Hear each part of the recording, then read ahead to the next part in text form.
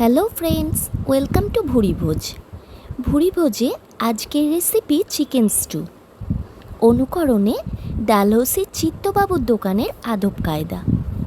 হয়তো এই স্টুটা একদমই সাধারণভাবে তৈরি করা হয়, কিন্তু এই চিকেন স্টু একবার খেলে বাচ্চা থেকে বুড়ো সকলেই এর প্রেমে পড়ে যাবে।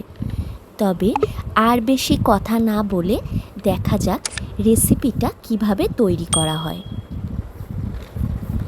প্রথমে একটা ননস্টিক কড়াইতে দিয়ে দিলাম বাটারটা মেল্ট হওয়ার সাথে সাথে দিয়ে দেব তেজপাতা, দারুচিনি, ছোট এলাচ, লবঙ্গ আর গোলমরিচ। এইবার এগুলো একটু নাড়াচাড়া করার পর একটা সুগন্ধ আসতে শুরু হলে দিয়ে দেব গ্রেট করা রসুন আর গ্রেট করা আদা, তার সাথে সরু করে কাটা পেঁয়াজ কুচি। সবটা মিনিট ৩-৪ নেড়ে চেড়ে পরিষ্কার করে ধুয়ে জল ঝরিয়ে রাখা চিকেনের পিসগুলো কড়াইয়ের উপর তুলে দেব। এখানে আমি ৫০০ গ্রাম চিকেন নিয়েছি আর চিকেনটা উইথ বোন চিকেন নিয়েছি। এবার চিকেনগুলো ৫ মিনিট সময় ধরে একটু ভেজে নিতে হবে।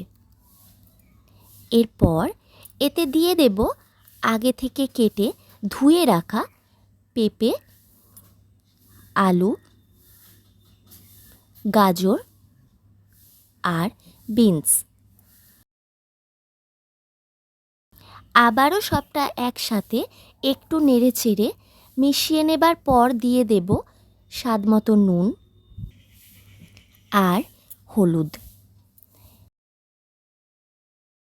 তারপর সবটা খুব ভালো করে মিশিয়ে এতে দিয়ে দেব ৪ কাপ পরিমাণ গরম জল এবং ঢাকা দিয়ে ১০ মিনিটের জন্য রান্নাটা হতে দেব।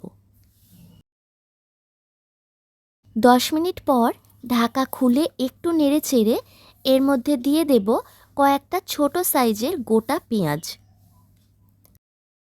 আর একটা টমেটো। আবারও ঢাকা দিয়ে ৫ মিনিটের জন্য রান্নাটা হতে দিলাম। ৫ মিনিট পর রান্নাটা অলমোস্ট রেডি হয়ে গেছে। সবজিগুলো সুসেদ্ধ হয়ে গেছে। এখন এতে দিয়ে দেব ক্রাশ করা গোলমরিচ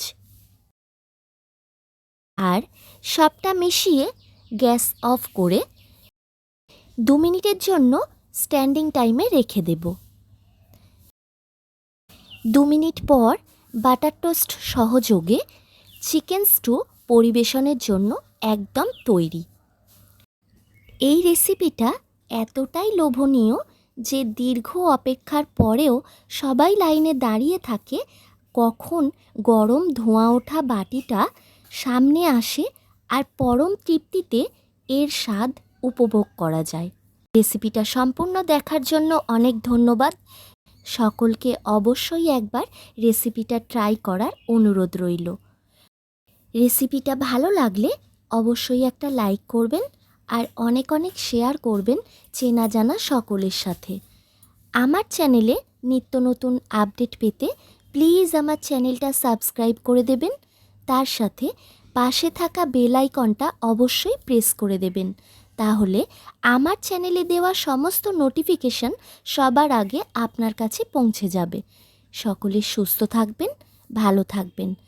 আজ তাহলে এই পর্যন্তই। টাটা।